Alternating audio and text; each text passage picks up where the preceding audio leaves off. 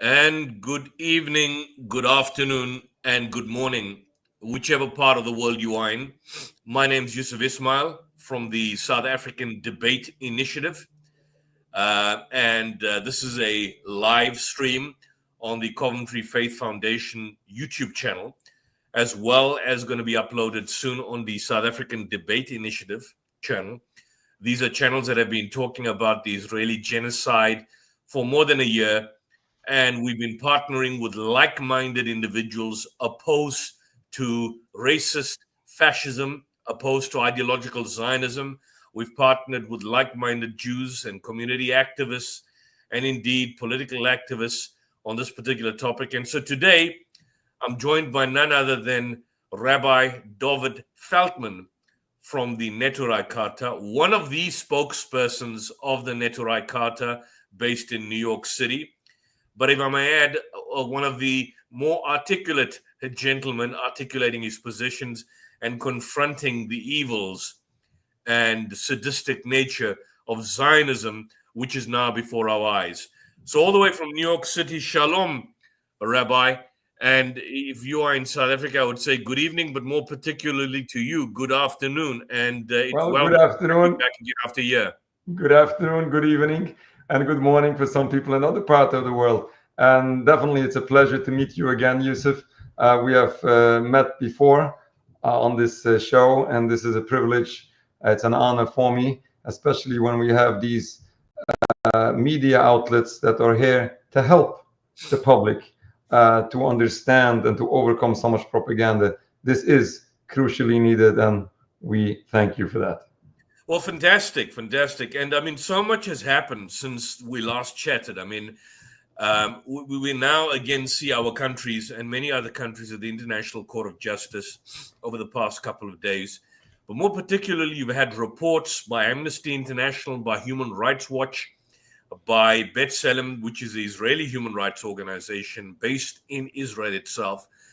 And not surprisingly, we've now had two occasions where Netanyahu, the Prime Minister of Israel, has been in the United States. And we now have this war criminal, this notorious, evil, sadistic war criminal, Nazi-like creature known as Itamar Ben-Gvir, who has been in your state, who's been actually in your city. And I don't know if you've had any kind of interactions with him. First, just explain to us who this character is, who was a Nazi ideologically, but has entered the mainstream of Israeli policy. Well, this is very puzzling. Ben-Gvir is a radical, far extremist, even amongst the Israeli society.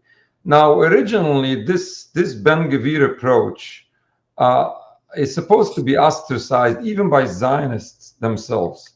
He is a follower of Meir Kahane, who claimed to be a rabbi.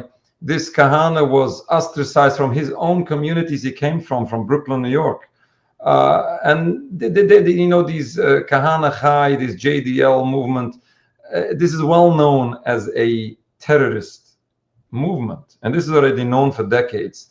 Now, when this Ben-Gvir comes, once again to bring again this extremist approach, this is very puzzling. It's not only puzzling, it's not only, as you say, this is criminal, but in addition to all crimes that Israel commits for the longest time, for decades, and in addition to this genocide going on, and then we find, this extremist settler individual or character expressing his radicalism. This is going beyond all limits. But here comes in a very important thing. For us as Jewish people, as religious Jewish people,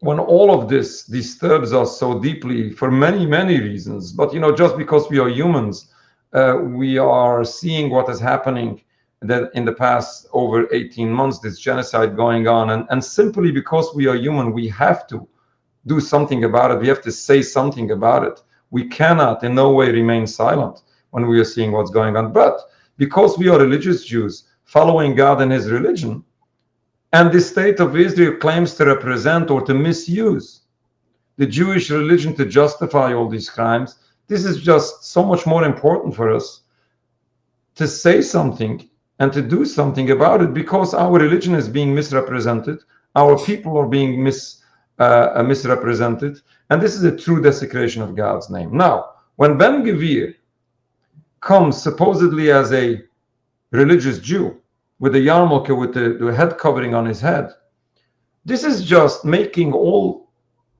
crimes he represents much worse, because what he's doing is he's trying to present an image as if his approach is somehow religious, and that the Jewish religion supports these policies. And this is truly misleading, and not only misleading, as I said, this is a true desecration of God's name. We have to understand, if, like, for example, theft, stealing is criminal. It's criminal not only in simple civil law. This is criminal in any religion. When you find, God forbid, a religious person stealing, doesn't make theft religious in no way. It's just way more embarrassing when we see a religious person stealing, because that religious person was supposed to be way more careful for what they're doing. Now, when we find people claiming to be religious and they support Zionism, this doesn't make Zionism religious. This doesn't make genocide religious. This doesn't make killing and stealing religious. On the contrary, according to Judaism, this is a way worse crime when you're doing that crime in the name of a religion. Even without it, these crimes are ridiculous, criminal, and needs to be stopped. But when this is being done supposedly in the name of a religion, misusing a religion to justify all these crimes, this is way worse. Now, when we find Ben Gvir coming here, when Netanyahu comes here to the United States, we do everything we can. We come out, we chase him, and we protest his presence. We protest his his personality to begin with, but his approach and his policies and all what he's doing.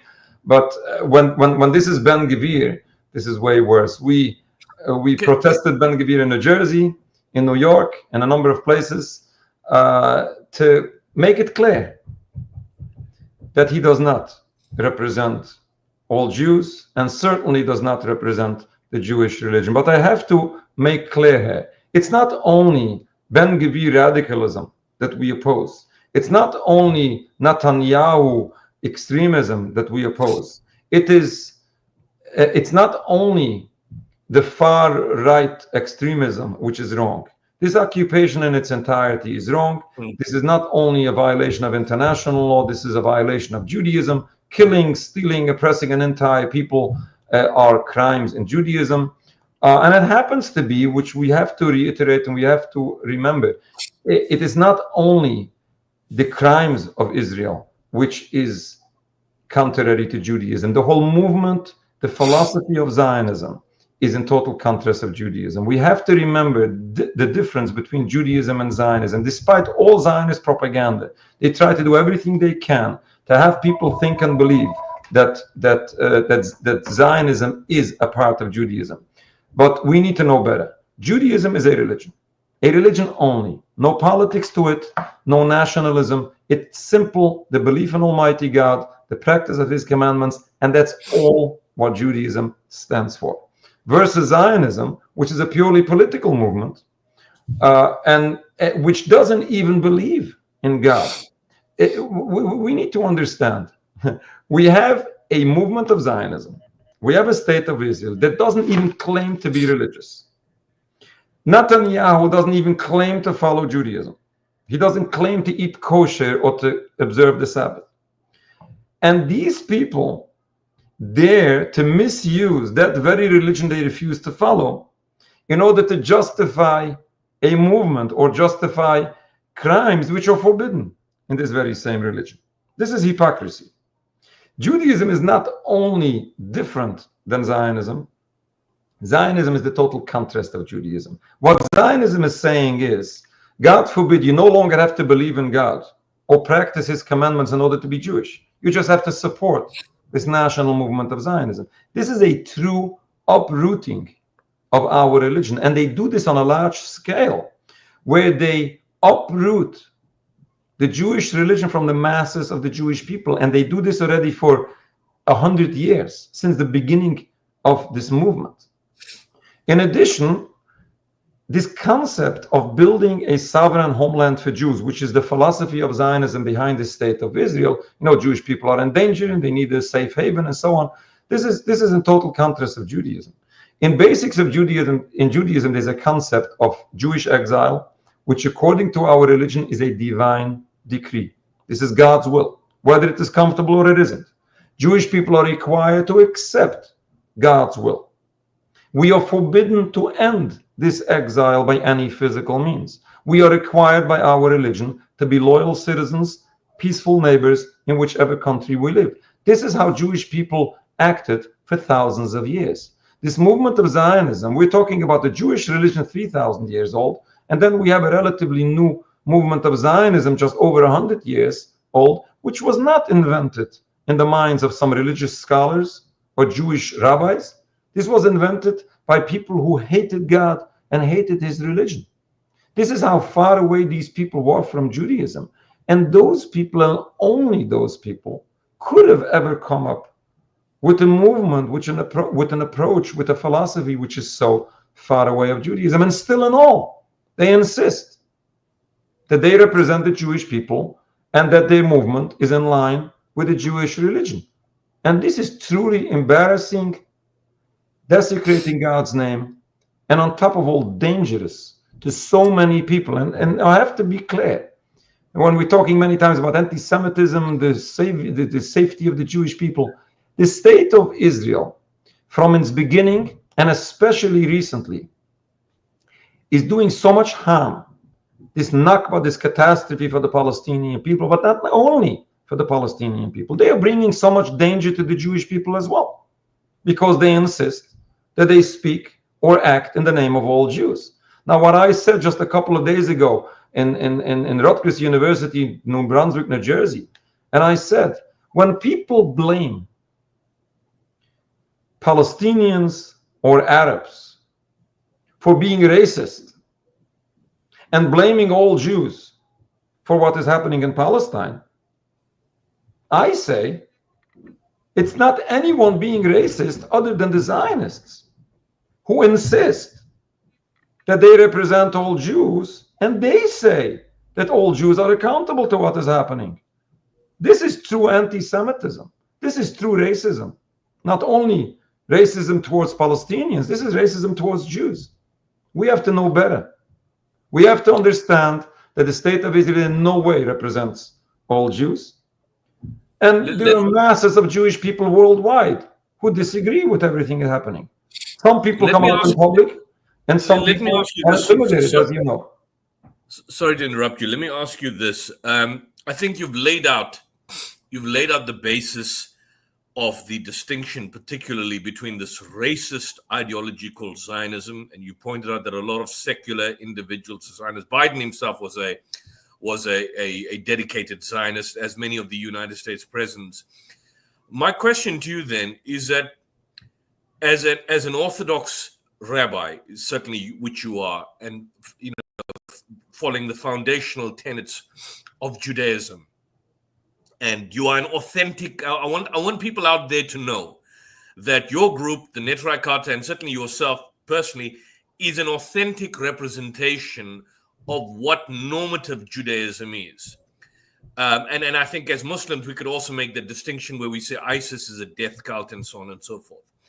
My question to you now, when you look at someone like Itamar Ben-Gvir, who I don't know if you've met, maybe you can share with us, or Bezalel Smotrich, they come from not just an ideologically racist Nazi-like background, but they also come, from a supposed Jewish background. And you mentioned Rabbi Meir Kahane and so on. The Judaism that they follow, that so-called Judaism that he's following, and I'm going to show some of the images where he was rejected on the streets of New York and New Jersey and so on. But that Judaism, which he allegedly follows, what underpins the values and beliefs of that particular ideology. I'm not talking about Zionism, but I'm talking about it from a religious point of view. What underpins it? I mean, is this Kahane? Was Meir Kahane the founder of some sort of Jewish cult, extremist cult? Is this a cult that we're talking about, or is this just simply an aberration or form of extremism? So that our viewers can know the distinction between the two. Now, there's so much to talk about this, but let's try to make this like simple. Yeah. Generally speaking, Zionism is a secular movement. Yes. Going back to the very beginning of Zionism, the founders of Zionism, Theodor Herzl and his colleagues, those people were outspoken heretics. They didn't follow anything in Judaism. When they came up with this new solution for the Jewish people, this was not intended to be anything with religion whatsoever. They basically hated religion. They wanted to have a purely national political movement.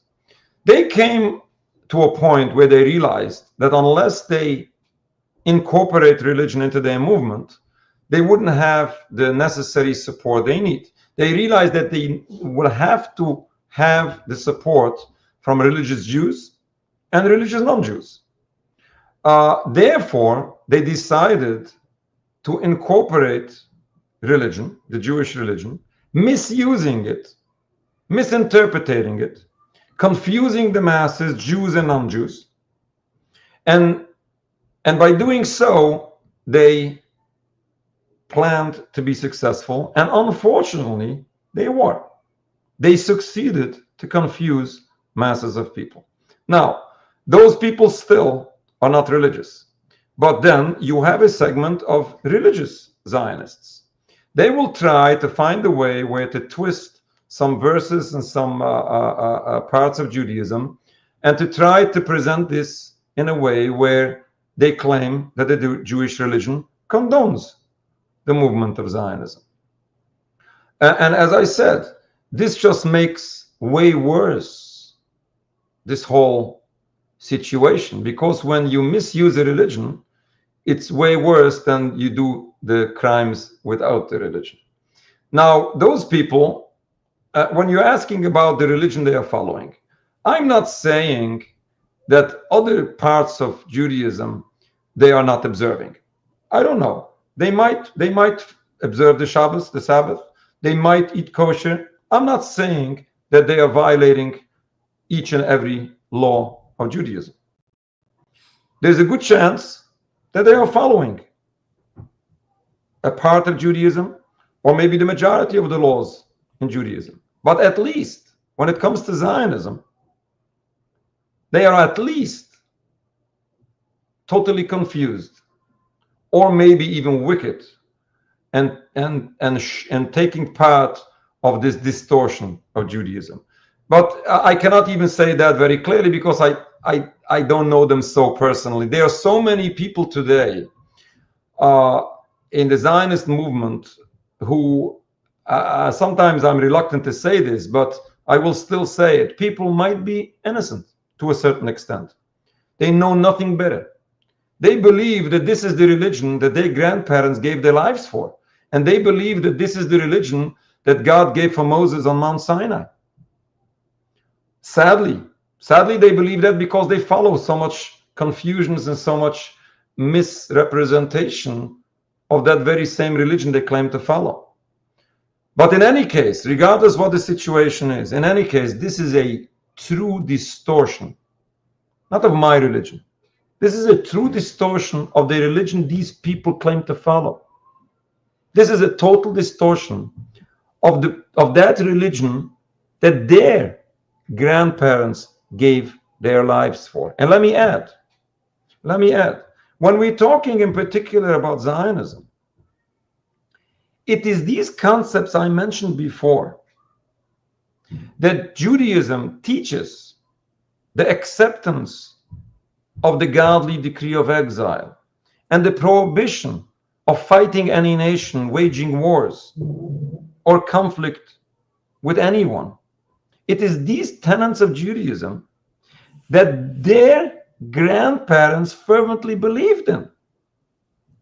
If these people will study what their tradition is, they will discover that it is anti-Zionist. But unfortunately, there is so much confusion. Therefore, it's so important. And I believe that this is the most important. Awareness and education. People need to be aware. People need to be have the channels to be able to learn. And unfortunately, today with mainstream media, unfortunately, this is a major problem because people only follow mainstream media, Zionist propaganda, designed propaganda to manipulate the minds of the masses. And then what do you expect? Unfortunately, we find today so much mass murder, so much genocide going on, so much desecration of God's name, so much violation of Judaism, so much uprooting of the religion. And people don't understand, don't get it. They simply don't see what's wrong. And it's outsiders, non-Jews, who are puzzled by what's going on. This is a desecration of Judaism. This is what disturbs me deeply as a religious person. Tell me, and I understand that sense of disturbance. I would feel the same. Would you then, in the circumstances, call for not in the spiritual sense, but in the physical sense, the disbandment, at least at a legal level, of the secular nation state of Israel? Would you call for that? I call for the total dismantlement of the state of Israel, not only of that secular state of Israel, even if Ben-Gvir would be the prime minister, and even if the cabinet would be run by Jewish law, I would still call for the dismantlement of this entire state of Israel because it does so much harm to others and violates so much very basics of Judaism. This has no right in our religion, in my religion, to exist even for one day. At the same time, we fervently pray to Almighty God that when this ends, this should end peacefully with no more suffering of anyone, because so much is taking place. So many lives have been lost on all sides of the conflict. So much bloodshed. We hope that this will stop. And we believe that ending this movement of Zionism in its entirety, ending this state of Israel, is not only going to be in favor of the oppressed people of Palestine who deserve freedom and who deserve a better future, but this is going to be in favor of the Jewish people as well, because Jewish people suffer also because of all what's going on. There is so much consequences, so much going on all sides, and everybody is in danger. Everybody is suffering. This needs to end for the sake of everyone involved. And we believe... Go ahead. Sorry about that. We have to remember, contrary to Zionist propaganda, people think, the Jewish people are in danger. It's about the self-defense. We have those enemies out there who want to kill all the Jews. And therefore, we need a state of Israel to protect ourselves as self-defense. This is pure propaganda. Yes, certainly there are people who are deeply upset with the state of Israel to an extreme level. That is true. But the question is whether when anyone has anything about the Jewish people because they are Jewish. Let's remember, we must remember past history, because history is something that should teach us how things are supposed to look like. We have to remember past history. Yes, before 1948, before the creation of the State of Israel, there was already problems in Palestine. But it was the movement of Zionism which started all of these problems. It is the movement of Zionism coming in to Palestine and provocating the indigenous population which triggered so much problems. It was in the 1920s when Zionism came in and made a statement that they are going to overtake the power of the land. Obviously, naturally, the indigenous population would be upset. One of my mentors, one of my rabbis, passed away a couple of years ago. He said, if France comes into New York and invades New York and says that this is France, naturally people will become upset. But of course, and I mean, you have, and this basically takes us then to the aspect of the Palestinian resistance, because generally they are presented as terrorists and as anti-Jewish. But you, Rabbi, you've met with the leadership of Hamas. you've met with the leadership of Hezbollah. Did you find them in any way anti-Jewish, anti-Semitic on a personal level?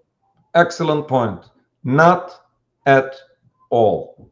I met so many people, religious leaders, political leaders in many, many groups, many, many different countries. We never experienced anti-Semitism at all. For example, we met Ismail Haniyeh in Gaza in 2009. This was after the beginning of the siege. And he said to us in a private meeting and then in a public press conference, CNN was present and they didn't air it. And here's what he said, I quote, "We have nothing against the Jewish people, neither against the Jewish religion. We are against the occupation." Which is simple. It's simple. This is what we need to understand.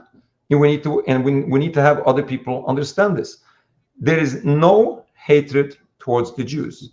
And we should be careful not to turn it into hatred towards the Jews. What I mentioned before, it is the Zionists who insist that they represent all Jews, which God forbid could lead people to hate all those people fighting them. I'm not justifying if it happens, but this is natural reaction. It is our duty, us as Jews, you as whoever you are, and all peoples of the world, to have things in perspective. Know what's going on. This is a gang of criminals committing crimes on the account, supposedly in the name of all Jews. This is criminal towards the Palestinians, criminal towards Jews. I just want to share, Mohammed, in the background, if you can just share this video, this clip, my screen. If you can share my screen right now. I'm just going to, these are just a few second clips, but just to indicate what's basically happened. So this is outside at the U.S. Capitol. Look at the behavior. Watch this. Watch it. More criminal! More criminal! More criminal! And look at his behavior.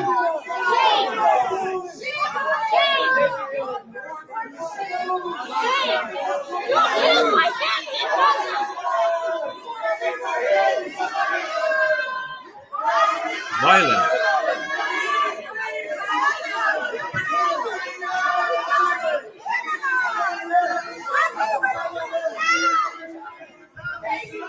I'm eager to know what Ben-Gvir just said. What did he say? I don't know. I guess he said you should be killed by the Nazis. But I want to say something here. There's a guy who's. Look at this. I want you to explain what you're saying here. There's a guy. Who is this rabbi here? Who's the guy here? Who's that rabbi? The one, I have no idea. The one next to him, the one on the right. Who is that guy? Rabbi Feldman. He's always on Piers Morgan. Who is that guy?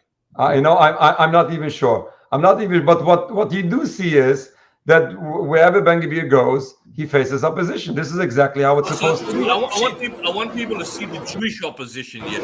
Watch this. What happens? Watch what happens here. Watch what happens here.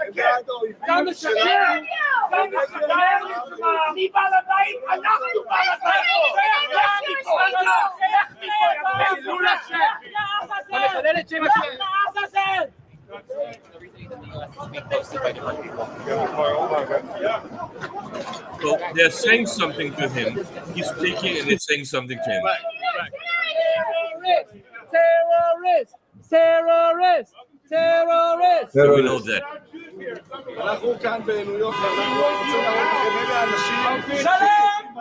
שלום בישראל, שלום לכל ביום השואה, אתה משקר, אני בעל הבית, אנחנו בעל הבית.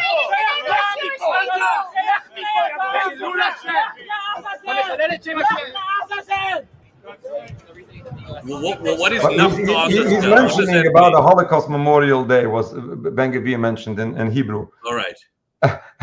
And that's and I mean these are people with Israeli flags against him. Yeah.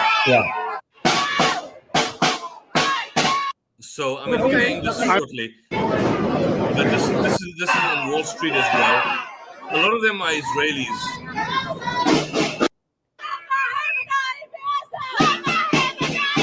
what these people are saying, that even they, being Zionist, find Ben Gvir to be dangerous to Jews. This is their message. But what we are saying is, regardless whether you're so extreme as Ben Gvir or you're not, this is altogether criminal and wrong and forbidden according to Judaism.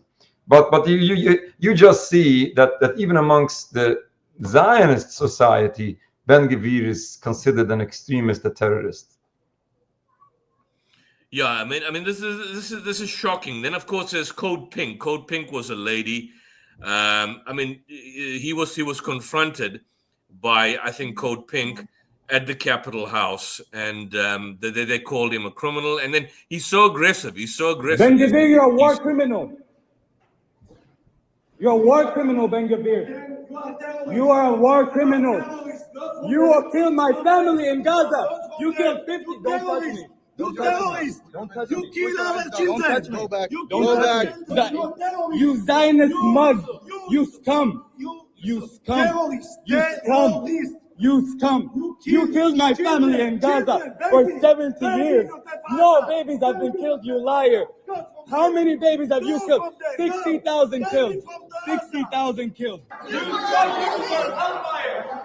belong to the Hague. Let me know. You are a racist. War You criminal. are responsible for genocide. You are terrorists. You are responsible for genocide. And what are you doing with him? What am I doing with him? I'm a proud American Israeli who made Aliyah 5 years ago. One of the reasons why was to work with this man. And this is a small lady, by the way, he's confronting.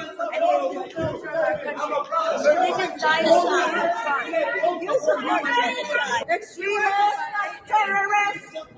You are a terrorist. Terrorist occupier. 70 years. He wants to fight. This guy wants to fight. Because this we have guy. free rights. We have rights of speech. We have free speech rights. I'm an American with free speech rights, that's why. What happened to the 1,500 Palestinians that are arrested right now with no trial? No trial. 1,500 Palestinians arrested. Killing of 60,000 Palestinians. Get out of our house. We don't want you here. Get out of here. And you're destroying my religion. You're creating anti-Semitism. So, I mean, basically, what you can see is, I mean, there's dissatisfaction. This guy's so extreme. There's not just dissatisfaction amongst the general activists, but dissatisfactions amongst so-called American Israelis or people who generally support Israel. This is on the right of the right, the far right. And I mean, I bet you, if the bodyguards were not there, this guy would have gone and assaulted them. There was a young lady from Code Pink. Elderly, small-built, petite lady from Code Pink. This bastard would have gone and basically assaulted her. I mean, this guy is aggressive. This is an aggressive lot. He's the one that basically stated that Palestinians should be shot in the head and be kept in dungeons, in airless prisons, and so on. I mean, these are the psychopaths ruling society. And the rabbis, you can clearly see that this guy, Ben Gvir, Smotrich, the rest, they don't represent the values and the spirits of Judaism. Your thoughts, Rabbi? Yes, exactly. In no way do they represent the Jewish religion they claim to represent. If we want to, did you meet him? Did you meet Ben Gvir in New York?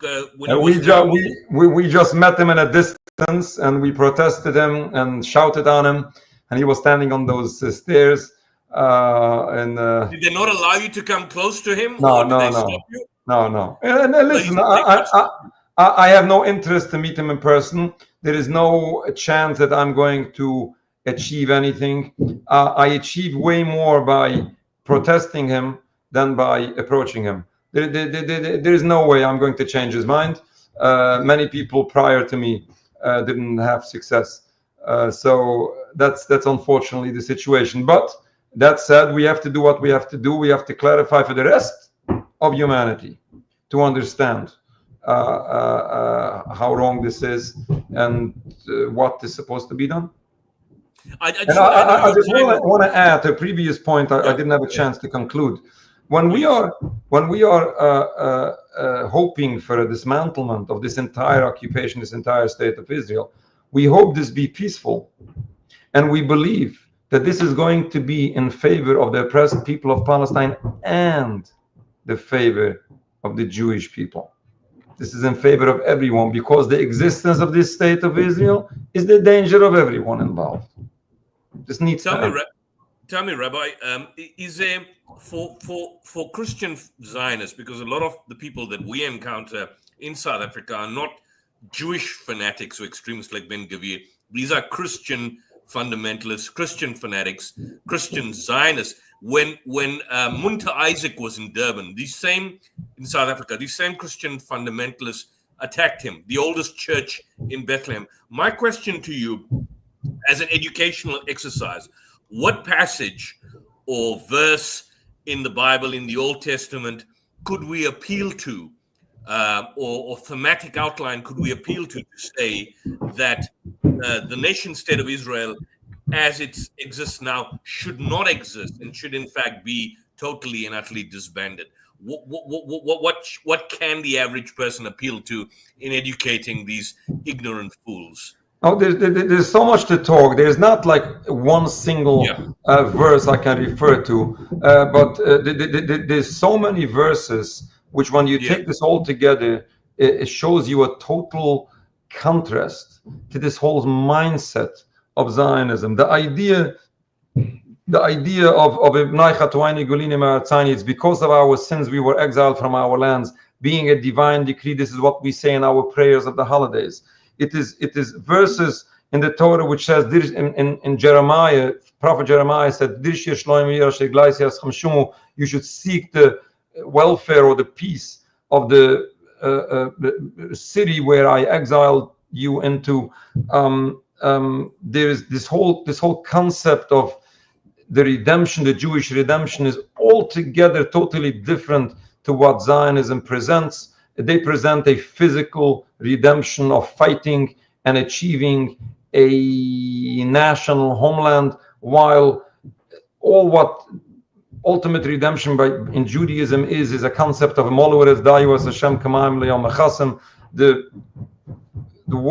world should be filled with knowledge of Almighty God as the water fills the oceans. And then on top of all of this, there is the most important part is in the Talmud, which is part and parcel of Judaism, contrary to so much misquotations of our religion. The Talmud says that God placed the Jewish people into exile, and we are forbidden to end exile by any physical means. We are forbidden to return to the Holy Land in mass immigration. Individuals are allowed, but mass immigration is forbidden. And we are forbidden to fight or rebel against any nation. These are very basics of Judaism that was accepted by all Jews throughout all generations without any doubt or exception. This was accepted by all Jews until the movement of Zionism, which started by heretics, people who refused to follow Judaism. This all together, in whichever way you look on this is in total contrast of Judaism. I just recently lectured some students in one of the United States universities, and I tried to go through all these verses and all these concepts. This video might be available in a couple of weeks on our channels, on our platforms. You can always feel free to visit our website, N as in Nancy, USA.org. There is a lot of information there, and hopefully, as I said, this longer lecture would be hopefully available. There is so much I can share with you. Some documents with much information. Well, I know your time has come to an end. You have to leave at 2:40, and I would like to have gone for another hour with you, but unfortunately, we don't have that luxury. I want to thank you, Rabbi, for your activism. I want to thank you and the Neturai Carta and people like Rabbi Weiss, who give him our regards. We met him in South Africa many years ago, and I've chatted to him online many times.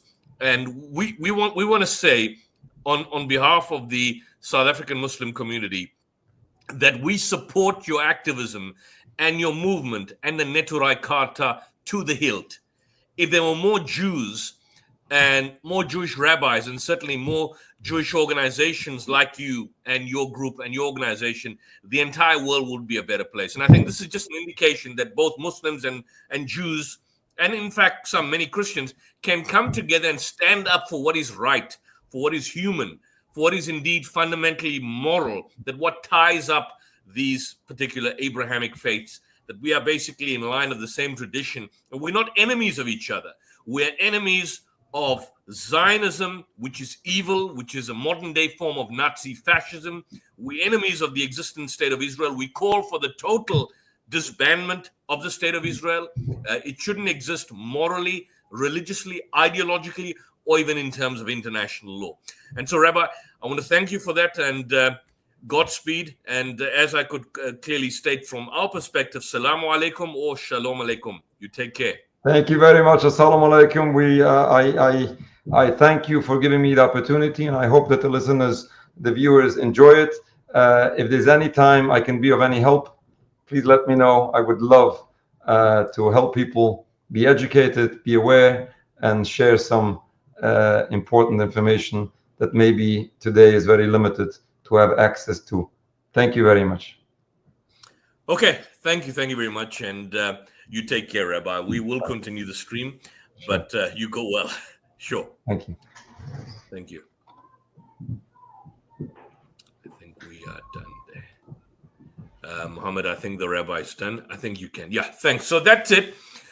That was Rabbi Dovid Feldman, and he was busy basically discussing with us the sick psychopath, this war criminal,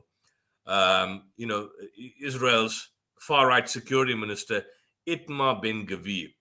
And when he was heckled in the United States just this week, and in Rabbi City, they were present. They confronted him. Their group confronted him, and American Israelis confronted him. I mean, that's how far and extreme this character is. But the world got a glimpse of his reputation. But for Palestinians, especially those subjected to his prison regime, the charge of war criminal isn't an insult to him. And it's not an insult. It's actually a fact. It's totally a fact. I mean, it's not surprising. Ben-Gvir's record is long.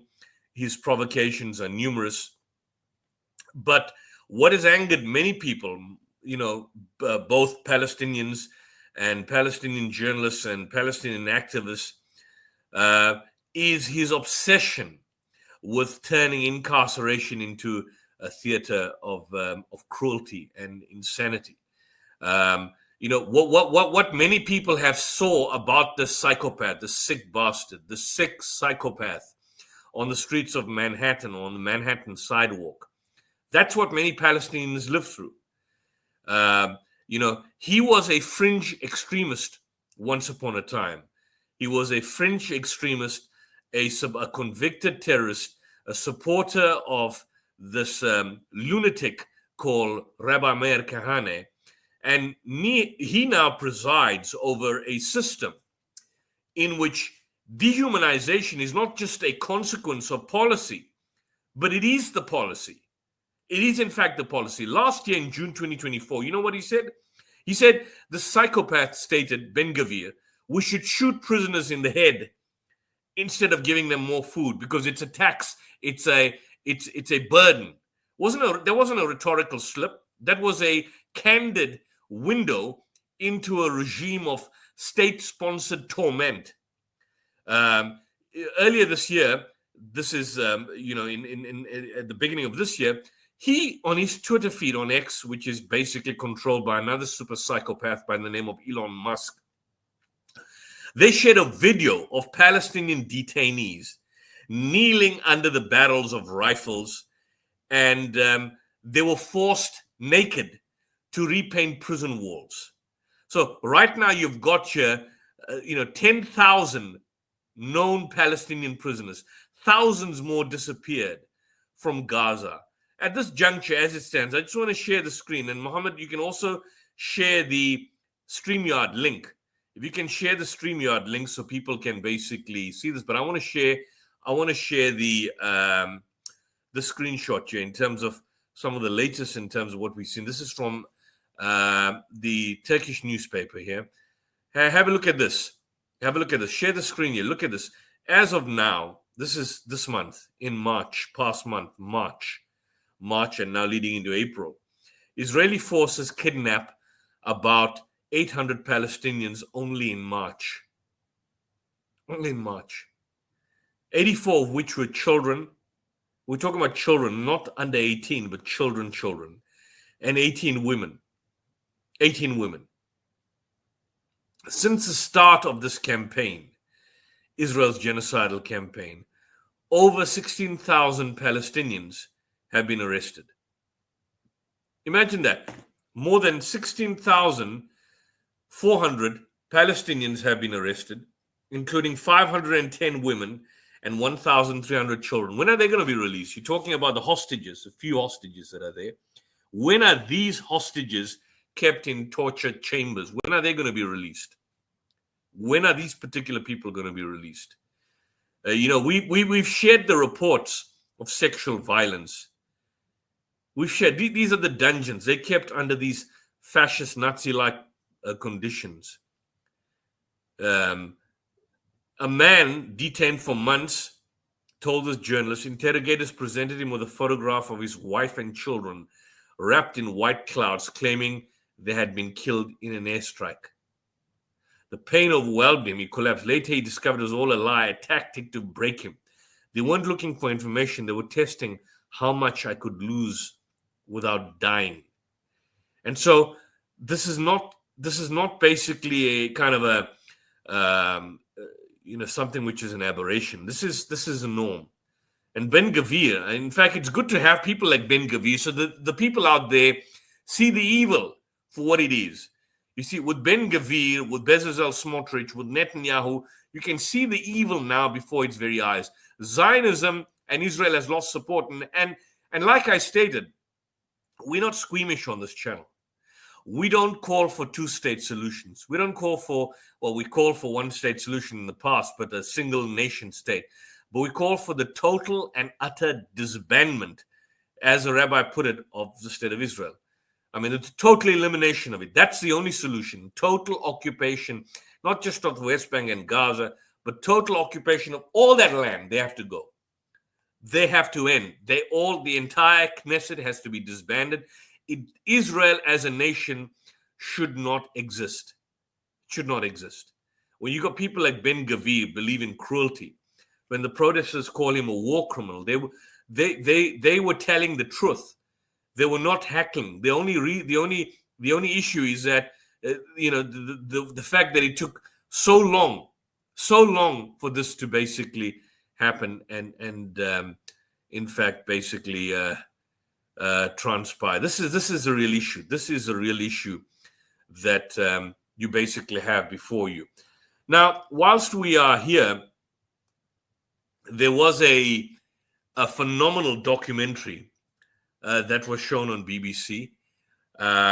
It's been basically shown on some channels, but this is a documentary by a journalist by the name of what's his name? Louis Theroux. Louis Theroux was a journalist, and he was showing images and what was going on basically in the Gaza Strip.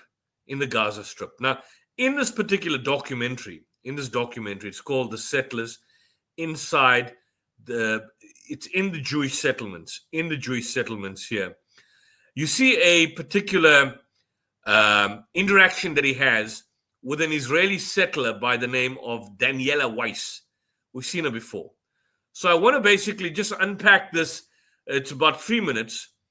And in unpacking this, I want people to see.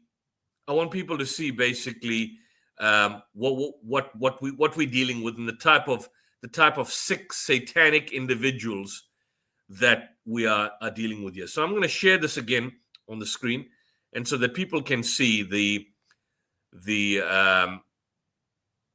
evil that you basically are faced with in terms of what we see. So let me just get to this. Jews will go to Gaza. This is his lady, Daniela Weiss.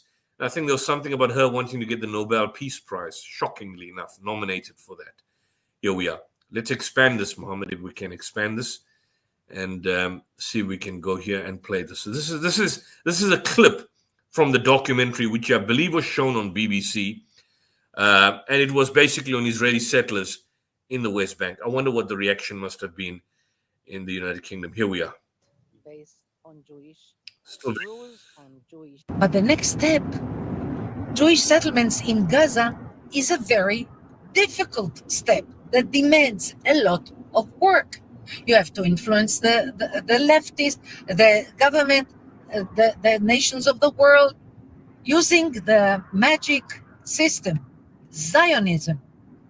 You redeem the land, you establish communities, you bring Jewish families, you live Jewish life, and this will bring light instead of darkness. And this is how the state of Israel was established. And this is what we want to do in Gaza. We do for governments what they cannot do for themselves. Even if you take Netanyahu now, he is very happy with what we do here and also about our plans to build Jewish communities in Gaza. He's happy about it, but he cannot say it. He says the opposite. It's not realistic. Good! We will make it realistic. It's not forcing the government. It's helping the government. It's step number one in politics.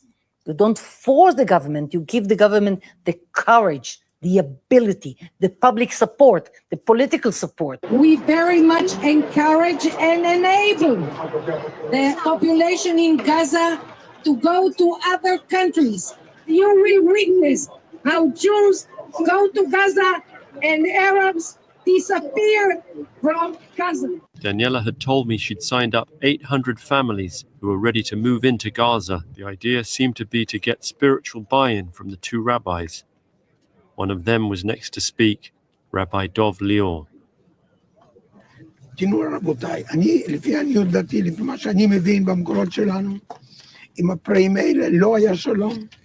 So now just compare these fools, these 6 satanic rabbis, with a good man like Rabbi Feldman. I mean, a true, the Quran says, "Minhum al-mu'minun wa aktharum al-fasiqun." Many amongst them you will find believers, but the majority of them are perverted transgressors. So quite clearly, these are the perverted transgressors that the Quran, in fact, describes. אין שלום ולא יהיה שלום. לא שאני לא רוצה שלום, גם אני רוצה שלום. ארץ זה שייכת אך ורק לעם ישראל, וכל עזה וכל לבנון, כל זה צריכים לשמור. All of Gaza, all of Lebanon. That's what we're talking about, all of Lebanon. לנקות את הארץ מרוכבי הגמלים. What is on my mind all the time is how to bring more people to settle the land. I never think in terms of, I know this is beta. Mm-hmm. I don't think about beta. Why not? Because I think about, I'm a Jew. The people. I'm a settler. The people. I'm a human being. Yes, you are. So are they. So I do not think about this. You're thinking about tribalism, thinking of your own people to the exclusion. It would be understandable to think of your own people or your own children first, but to think about other people, other children, not at all, that seems sociopathic.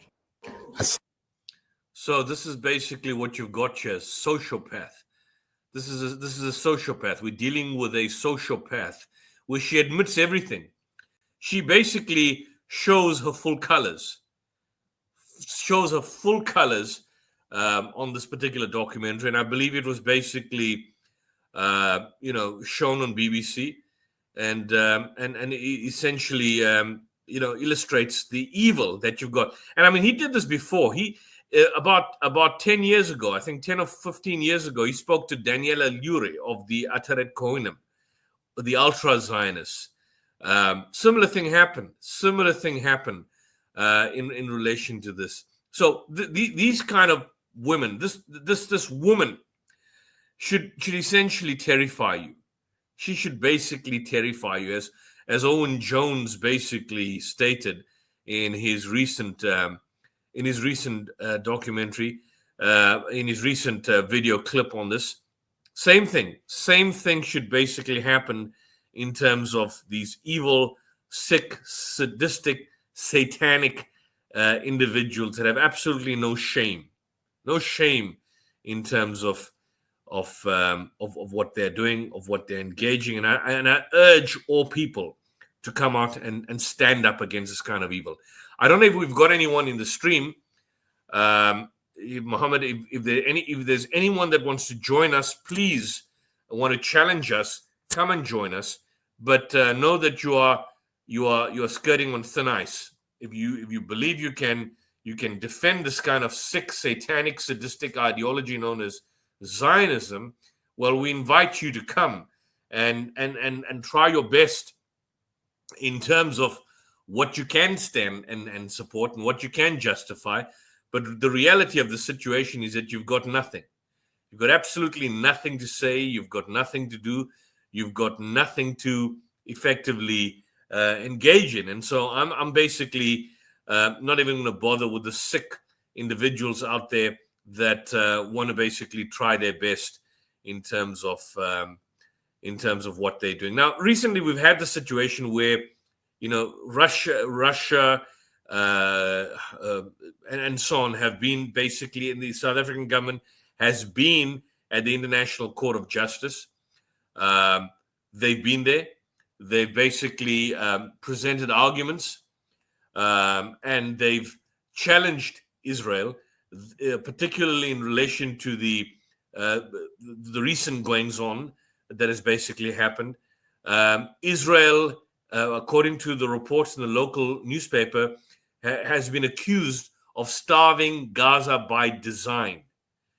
And they told the International Court of Justice that the deprivation of the people of Gaza of humanitarian aid and condemning an entire civilization got nothing to do with Hamas, got nothing to do with Hamas stealing aid, which was total lies.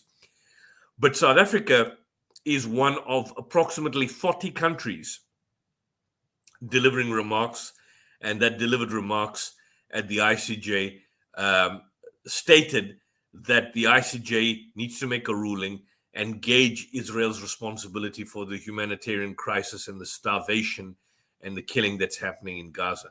By the way, Israel has not sent a delegation to this hearing. There's no, you had the entire legal team. You had the entire legal team last year at the National Court of Justice when it's been accused of genocide. Right now, Israel sent nothing. They've sent nothing. Who has come to their defense is the United States, as we'd probably expect, and countries like Hungary. And those countries at the end. And so this collapse is by design, because Israel Katz, that's the present defense minister, Israel Katz, the present defense minister, as late as the 16th of April 2025, last month, he made it clear. Israel's policy is clear. No humanitarian aid is about to enter Gaza. That's what he stated. There are no preparations to enable such particular forms of aid. So, under the world's watchful eyes, then, the Palestinians across the entire occupied Palestinian territories are not just being subjected to atrocity, persecution, war crimes, genocide, and being burned alive. We also have a situation where they're being starved to death. They're being totally starved to death. And, there were various court orders last year on the 26th of January by the ICJ, on the 28th of March by the ICJ, on the 24th of May by the ICJ. All of those rulings, they constituted legal obligations for Israel to allow and facilitate the unimpeded passage of humanitarian aid to Gaza in full cooperation with the United Nations. Israel, despite the court order, has violated every single one. In about 1.5 months after its legislation of banning UNRWA came into effect, it redoubled its denial of aid by imposing an 8-week-long blockade on Gaza. An 8-week-long blockade on Gaza last year. And so you've got total destruction. Total and utter destruction that has basically happened. Vital aid. They're not giving food. You see, those apologists out there who are making the claim that Israel is giving food, they're lying. Those who are claiming that Israel is giving, Hamas is stealing the food aid, they are lying. Israel is not giving any food. Period. They are starving the entire population. And what I mean by that is that they're not allowing independent food agencies to enter Gaza. That's what's happening now. They're not allowing it.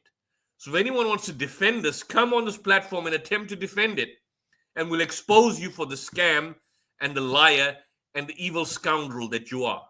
We're not gonna play any kind of games here. We're gonna expose you for what you are and what you essentially stand for. So this is what's been happening basically at the ICJ for the past couple of days. We also have a situation where besides the presence of Ben Gvir in New York City, you have a situation just a couple of days ago where a mob of Orthodox Jewish men chase a woman and abuse a woman, not in Israel, but in Brooklyn, New York. Let's have a look. Rabbi will expose this. Let me try and share this particular screen, and let me present this. Yeah, I'm going to share this, Mohammed, so we can, and we're sharing our link as well. So if anyone wants to join, please come and join. So let me just share this. And let me expand the screen. If you can share this, Mohammed, on the screen, if we've got it there. Just see what happens. This is a situation where there's a mob of Orthodox Jewish men chasing women after a protest at a Brooklyn synagogue. This is what happens to her. It's about 1 minute. Have a look at this. They're spitting at her. These men are abusing her. Your John voice is going on.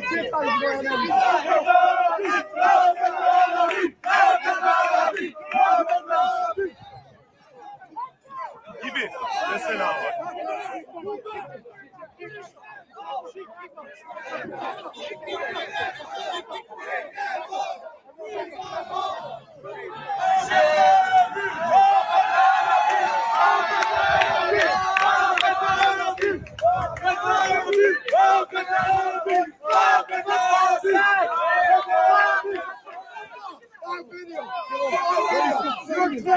Your John voice is going on.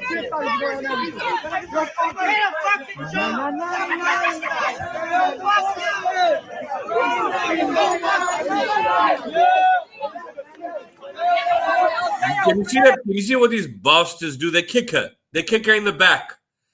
This is in Brooklyn, New York. These fanatics, sick psychopathic Zionists.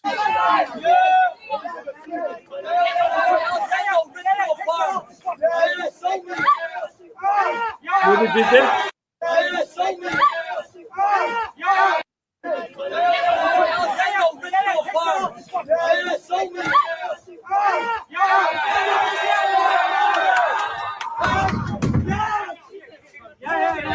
What did they do here? They threw a bin at her.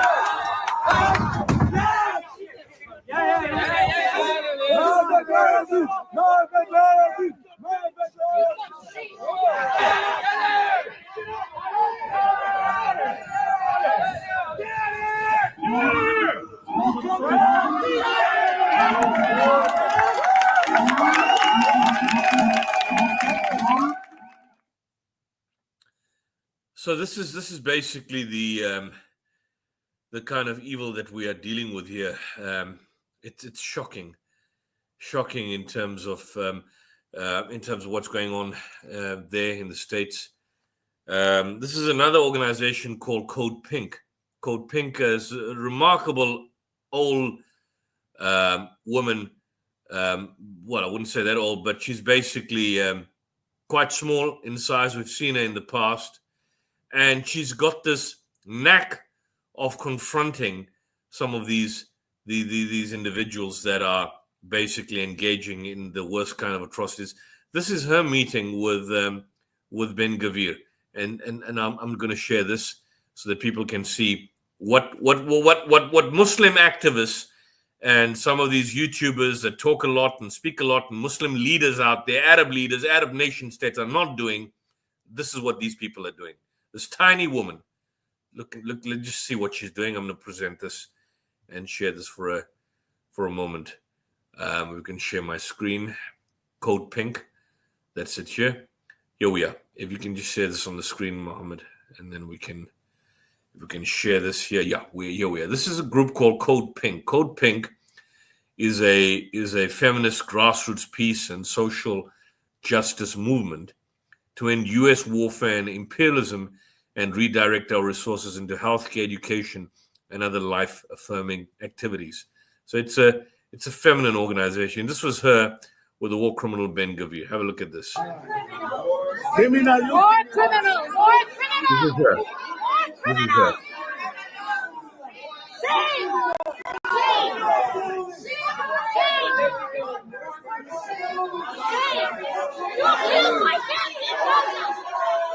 You've seen a bit of this.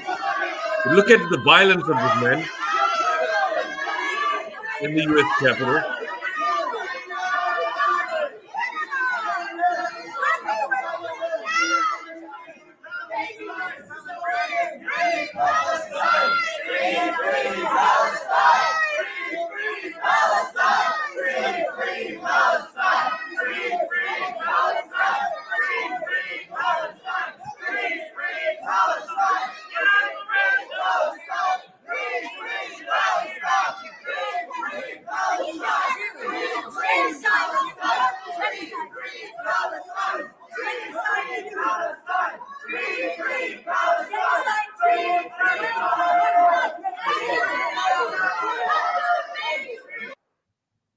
And then here she is confronting, she confronts so many people, politicians. This is one where she confronts a congressman, a clueless congressman.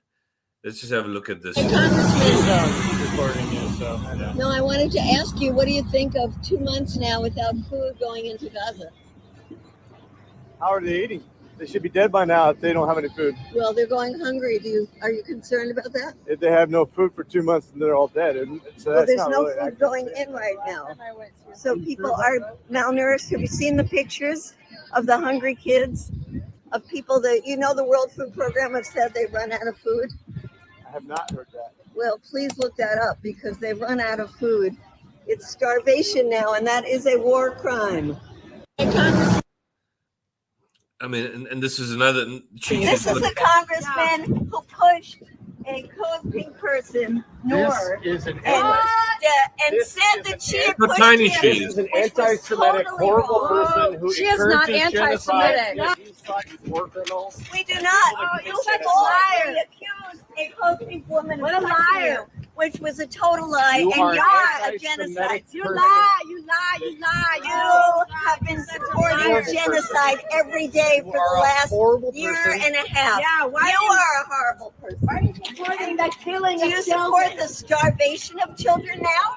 This why are you lady starving supports families? genocide of the Jewish Why are you people. supporting She is a genocide? terrible person. This man, you are disgusting.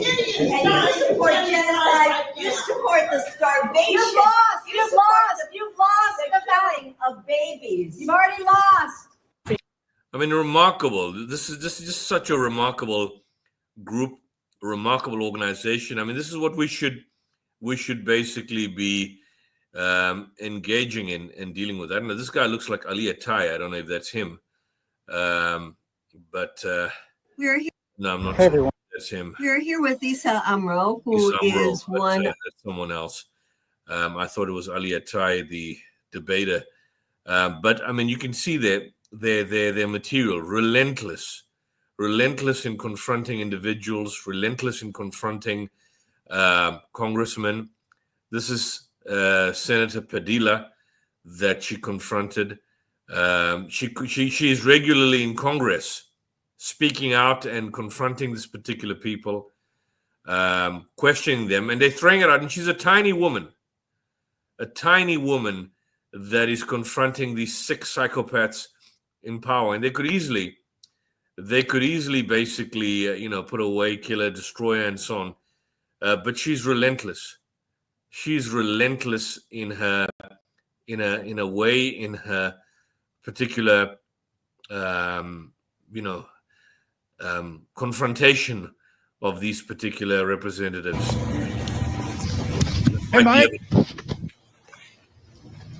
Hey Mike, do you support do you think Nelson Mandela was a terrorist? Do you think the ICC warrant against Putin was valid? Because it's coward. Excuse you. Do you think if you think the ICC warrant was against Putin was valid? Do you think? What about Netanyahu? What about the warrant against Netanyahu? Do you think that's valid? It's freedom of speech.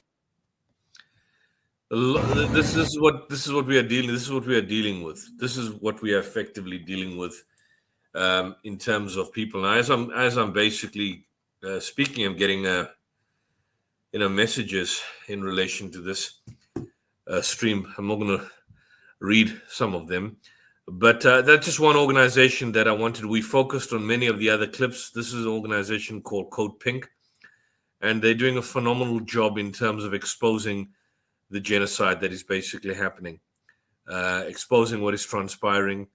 When Netanyahu was there, they exposed him. When Netanyahu came to the Congress, she was present. She was at the hall. She basically tried. They stopped her. They stopped her from entering. This is what's basically happening. So she confronts people like Marco Rubio, and they basically stop her. So I think like-minded individuals of this particular nature, we should basically speak. This was when Blinken was around. If you recall, this is when Anthony Blinken, the sick psycho, was around. You're a war criminal.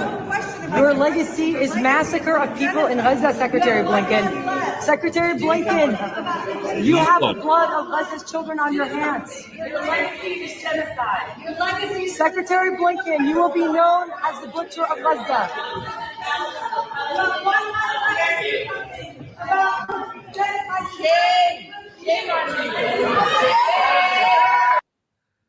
So that's it. That's this group called Code Pink. Go to this YouTube channel, Code Pink, and there's quite interesting material. It's an organization they call themselves a feminist grassroots organization, Women for Peace, and they've got some sterling stuff and material dealing with what's going on in Colombia, the tariffs and the U.S.-China trade war, exposing Donald Trump and the capitalist enterprise there. And I think we need to partner with groups and organizations like this. They're doing something which we should be doing. They're doing things which we should be doing as Muslims and as activists. We should be doing all of this, not leaving it in the hands of leaders or leadership or religious leaders. They fail us. Well, what's happening? What are they doing? I mean, there's certainly some, but the reality of the situation is that so much more could have been done. What is remarkable is that you've got 67 Muslim countries, and there's got one country, Israel. 67 cannot basically stand up and do anything and stop it. Even if it means, as the idea of collectively sending Muslim armies. I mean, we can't even do that. Are we so afraid of the international community? Send our occupation force, invade Israel, collectively go and invade Israel, topple the regime, engage in a revolution, do that. I mean, even if just the Gulf states did that, Saudi Arabia, Qatar, well, they're too afraid. They've got the United States backing them and backing Israel, of course. And of course, their interests are there. But with the power and the wealth that they have, do something physically to destroy this evil, satanic, sick, sadistic regime. So, if there's anyone else in the stream, Mohammed, if there's anyone else, we can bring them in. If not, we will continue this discussion. We will have further programs. We'll have Rabbi Feldman again at some point, and many others we're going to probably get. I want people to read. I want people to enlighten themselves with what's basically happening at this particular point in time. Follow the news on the daily basis. Follow the news on the daily basis. The blockade of Gaza, as it stands right now, has passed the 60th day. So there's a 60th day blockade of Gaza right now. And the United States has been defending UNRWA at the International Court of Justice as we stand now. So this blockade that we see, in the latest crisis, this blockade has passed its 60th day. The hunger crisis is totally deepening. The third day of hearings have basically passed in relation to Israel's humanitarian obligations. And this continued blockade is the longest such closure that the Gaza Strip has ever faced. I mean, in fact, on Wednesday last week, I may add, 30 Palestinians were murdered. 30 Palestinians were murdered. The Palestinian NGO network or the various networks that are there are working with what they have. But the kitchens are closing down because they've got nothing. They've got absolutely nothing. Hamas has agreed from day one to release hostages in exchange for ending of the occupation and releasing the Palestinian prisoners and hostages kept in dungeons. They're not even prisoners. They're not even prisoners. This is the whole point. The figures that we are talking about in terms of on a moderate scale, which is basically prudent, if I may add, 52,000. Those figures are given by the health ministry in Gaza. But now international organizations are stating that even that figure is too low. Even the 52,000 given by the Hamas Ministry of Health is still low. If you look at the bombardment of Gaza since March 18th, more than 2,038 through 2,300, 2,400, approximately 2,500, we could say approximately 3,000 people since March 18 to now have been murdered in attacks on tents, hospitals, and school-turn shelters. We've seen some of the burnings that took place. We've seen it before our eyes. Teachers been burning. We've shown it on this channel many times, and many times our channels have been basically blocked. And amidst all of that, you've got the starvation. In fact, the Global Hunger Watchdog, which is called the Integrated Food Security Phase Classification, has begun an analysis of food insecurity and malnutrition in Gaza. That assessment began on the 28th of April. It will continue. And it's quite clear that this is why it necessitates this recent application to the International Court of Justice, which the United States has opposed. The United States has opposed. So what do you do in such a situation? What do you do? Because the United States defended Israel on Wednesday, saying that it doesn't work with UNRWA. But UNRWA is the organization that has been basically providing for the refugees from day one. But now if Israel banned that agency from operating on its territory in January, then where does it go from there? And it made the false allegation that its staff members were part of the Hamas attack or part of that attack that took place on October 7th, which is a lie. That was also fake news, just like all the other fake news that we saw of beheaded babies, of murder, of killings and all of that. That never happened. That never actually happened. That never happened. None of that basically happened. This was total lies, total falsehood, and people were duped in relation to that. People were totally duped.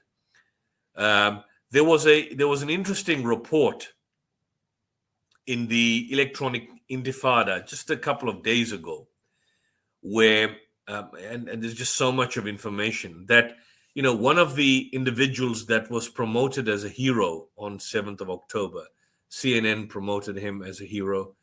He was exposed as a liar. He was exposed as a liar.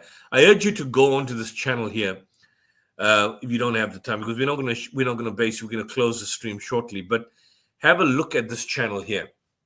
For those of you who are too lazy to read, have a look at this. This is a channel. Muhammad, if you can share this channel here. It's a phenomenal channel run by Ali Abu Nima, Nora Barrows Friedman, and it's called the Electronic Intifada. So unlike other YouTube channels, we are not afraid of basically sharing other channels, because it's not about us at the end of the day. It's not about us. It's about the information that we want to get. So the Electronic Intifada has been around since 2001. It joined YouTube on 2007. It's only got 260,000 subscribers. Not a lot. It should be more than 1 million by now. But they're available online. You go to youtube.com at the Electronic Intifada, whichever country you are. It's an independent online news publication, an educational resource focusing on Palestine, its people, politics, culture. It's founded in 2001, and it gives daily updated information on what is going on in Gaza. Daily information. There are live streams. There are live streams that happen daily. You can follow that. Day 566, that's 7 days ago, live streams the encampment. Day 559. So they basically go through this on a daily basis, giving the latest in terms of what's going on. And then they edit and clip some of the issues that are basically there, like non-stop Israeli massacres as Gaza strives. This is a 27-minute discussion by Nora Barrows Friedman. She's Jewish, by the way. Nora Barrows Friedman is Jewish. Here she details this non-stop massacres in Gaza. How media downplayed Pope Francis' concern for Palestinians in Gaza. You have other things, how Gaza's doctors endure the impossible. Again, Nora Barrows Friedman in conversation with Dr. Tarek Lubani. You've got another thing. Israel massacres children in Gaza and burns tents. 7th of October hero promoted on CNN, exposed as a liar. I mean, this is some of the... Here's a brief summary of some of the latest developments this week in Palestine. Look at some... Israel has committed massacres across all areas of the Gaza Strip, while for 6 weeks now, it has closed all the crossings for food, fuel, medicines, construction vehicles, and every other essential supply, plunging Gaza into another deep starvation and health crisis. More than 390,000 people are estimated to have been displaced again, according to the United Nations, with no safe place to go. Every day, dozens are killed in Israeli attacks. The Palestinian Health Ministry in Gaza said that in the last 3 weeks since Israel broke the ceasefire on March 18th, Israel has killed nearly 1,500 Palestinians. And this was in the beginning of April, by the way. Al Jazeera reporter Anas al-Sharif shared this video of Israeli fire belt strikes hitting Gaza City on April 3rd.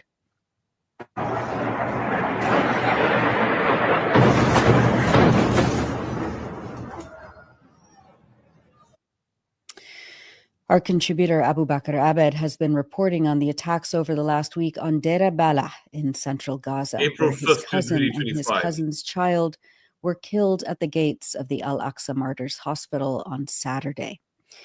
The Israeli army has issued forced expulsion orders to residents of Deir Balah in the past few days, threatening residents with attacks if they do not leave.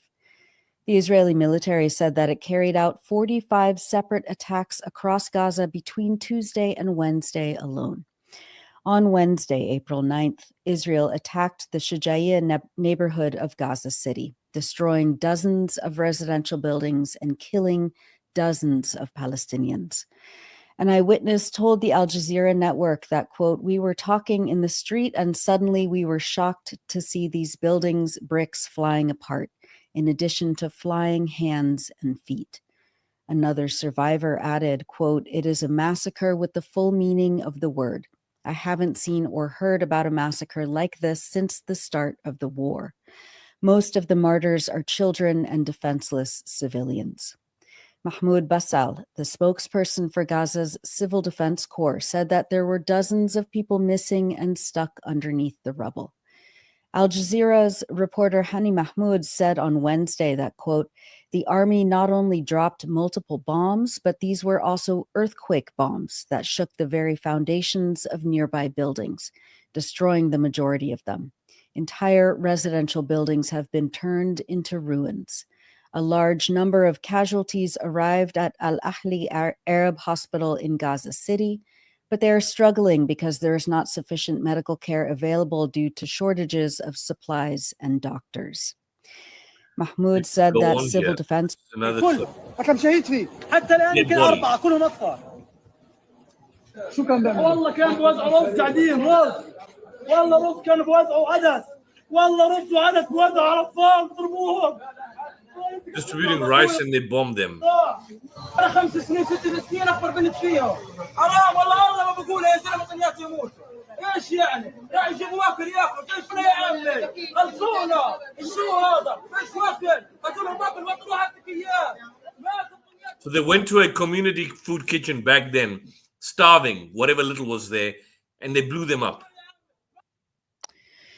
In the south, the Gaza government media office said on April 7th that Rafah is, quote, the city that the Israeli occupation wiped off the map and turned into a complete humanitarian disaster. The media office stated that Israel has transformed the entire Rafah governorate, quote, into a closed military operations zone, completely isolating it from the rest of the Gaza Strip and considering it a complete red zone. It continues to commit horrific massacres against defenseless civilians, causing the systematic and comprehensive destruction of consequences for 1 million This children. is basically a report that she says more than million children in the Gaza Strip deprived of life-saving aid for over 1 month. That's by UNICEF. That's on the 5th of April, 2025. Aid continues to be blocking. We now on the 1st of May.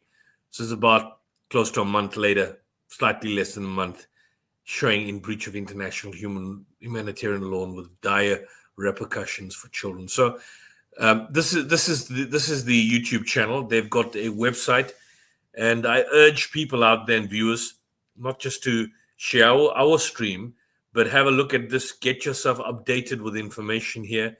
Follow this and share some of these information. They're debunking the lies of 7th of October witness Rami Davidian.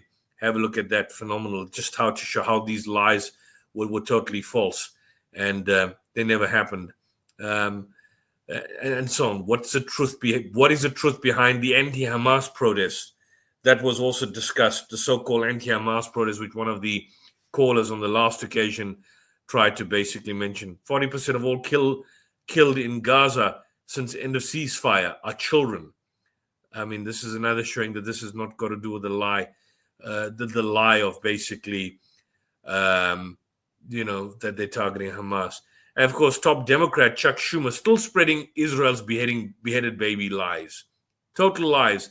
I mean, look at this. I mean, Why did you want to bring up Chuck Schumer at this point? Look at the well, he is still basically states Chuck that Schumer is still the most.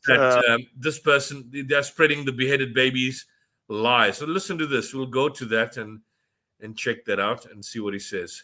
Really, never that bad until 2017. And until October 7th last year. Yeah. And all of a sudden, When the Jews were attacked when the by Jews were Hamas. attacked by Hamas initially, and the women raped, and the little babies' heads chopped off, and all of that brutally, and all of a sudden, anti-Semitism developed. What? See what lies this is. So these are liars you're dealing with, total and utter liars. Lying and giving their rubbish. There were no beheaded babies. There were no mass rapes. The contrary is happening. Israel's beheading babies and Israel's raping Palestinian women. So therefore, Israel has to be destroyed by the same logic. We should be bombing Israel then. We should be destroying the cities of Israel and getting rid of Israel as a nation state for what it's worth. It has got no right to defend itself. The principle of self-defense is garbage, and it's got no right to exist. It's got absolutely no right to exist. So this is just one example of a website that, a YouTube channel I'd urge you to watch. Listen to Owen Jones, listen to Novara Media as well. George Galloway, I believe, Mohammed on the Coventry Faith Foundation has played his particular, videos and clips on this channel in the past on the Coventry Faith Foundation. So what I'd ask all of you is to share the stream, share it with as many people as possible. I don't see us getting anyone joining the stream now. Basically, let's continue our struggle. Let's continue in sharing the information. We'll continue keeping you updated on what is happening, both in Gaza, both in Israel, and certainly in the wider portions of the world. So till then, my name is Yusuf Ismail, on behalf of the South African Debate Initiative. Subscribe to our YouTube channel, the South African Debate Initiative, and make sure you share the stream. This was a stream with Rabbi Dovid Feldman, who joined us much earlier. If you want to, you can extract or clip that particular interview that I had with him earlier this evening and share it as well. Share it on WhatsApp, share it on social media, clip it and share it on social media outlets like TikTok and so on. And like and share and subscribe to this channel, the Coventry Faith Foundation, and let's continue the journey, and let's continue the discussion, and let's continue exposing Israel till Israel, in fact, no longer exists. Till then, this is Yusuf Ismail on behalf of the South African Debate Initiative and the Coventry Faith Foundation YouTube channel. Shalom to those Jewish individuals out there who support us, and assalamu alaikum, peace be upon you, to all the viewers out there in whichever part of the world you are in. Take care.